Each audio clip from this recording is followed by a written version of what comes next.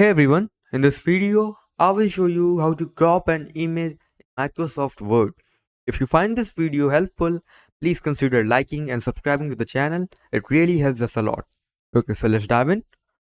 First of all, open Microsoft on your computer. Now, click over here on top left corner on this Insert tab. Now from here, let's add a picture by clicking on Pictures.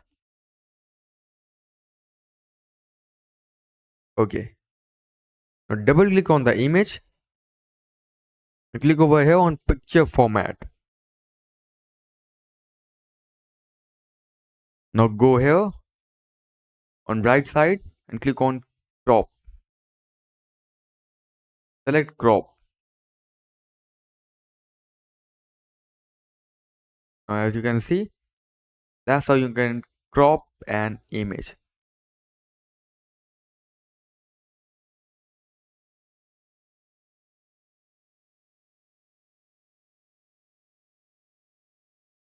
That's it for the video. Thanks for watching.